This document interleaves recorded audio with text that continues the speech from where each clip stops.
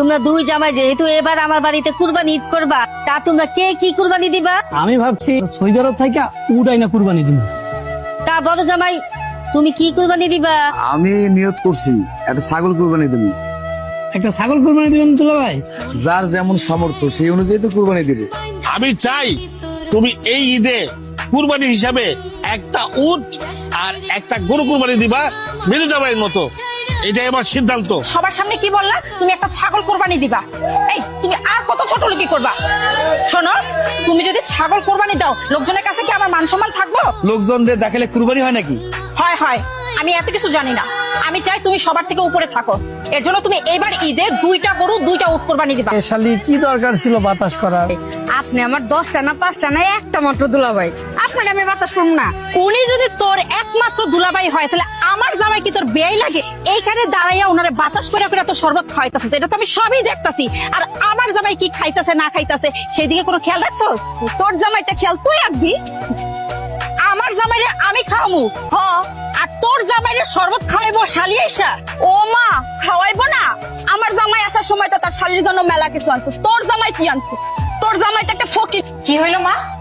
তুমি তোমার মাইজা জামাইয়ের পাতে আনা মানাম ভালো ভালো মাংসগুলো সব তুলে দিলা কেন? আমার জামাই কি খাই? ওই যে আলু ভাজি ডাল আছে ওটা দিয়ে খাইবো।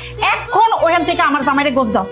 আমার জামাইয়ের খাওয়া দাওয়ার উপর তোর এত নজর কে? হ্যাঁ, আমার জামাই আর তোর জামাই কি এক হইলো? ও তো ঠিকই কইছে, ওর জামাই আর তোর জামাই কি এক? ও বুঝতে পারছি। এখন এই বাড়িতে যোগ্যতা বুঝে আপ্যায়ন করা হয়, তাই তো? কি যে ক আপা, আমাগো চোখে তো দুই দুলা ভাই সমান। যদি যোগ্যতা দেখে আপ্যায়ন করতাম তাইলে তো বড় দুলা ভাই আপ্যায়নই পাইতো না। আর খান লাগবে না, চলো। বুঝতেছো তুমি? এই তোমার কি কোনো লজ্জা নাই? এত কথা শোনার পরও তুমি এই খাবার টেবিলে বসেছিলে কেন? তুমি আমার খাবার টেবিল থেকে এখানে কেন নিয়ে এলা? ওনারা কি ভাববো? তোমার চইলার সাথে কারো কিছু মনে করার নাই, বরং তাগো একবেলা খাবার বাইচে গেছে ভাইবা তারা খুশি হইব।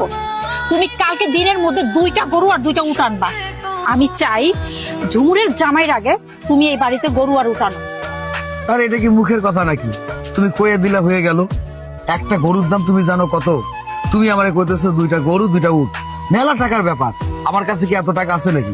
তো তোমার কাছে টাকা নেই তাহলে এই বাড়িতে আইছো কেন? লও চইলা যাই। আরে বাবা, তুমি মাথাটা ঠান্ডা করো, আমার কথাটা একটু শোনো, আমার কথাটা বোঝার চেষ্টা করো।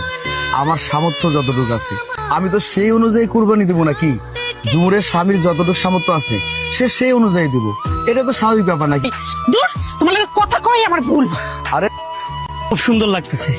এলাকায় আমি যে এবার উট কুরবানি দেবো আর গরু কুরবানি দেবো এটা সবারই তো জানতে হইব, তাই সিন্দিতে লাগাই দিলাম। এই সিন্দি যত দূর যাইবো তত দূর লোকজন আমারে দেখবো। আরে শামীম ভাই, এবার কি আপনি গরু আর উট কুরবানি দিবেন নাকি ঈদে? আরে মিয়া হ, উট আর গরু কুরবানি দিবেন, ঠিক আছে, ভালো কথা। তাহলে এই খাম্বায় মাইসের টিনে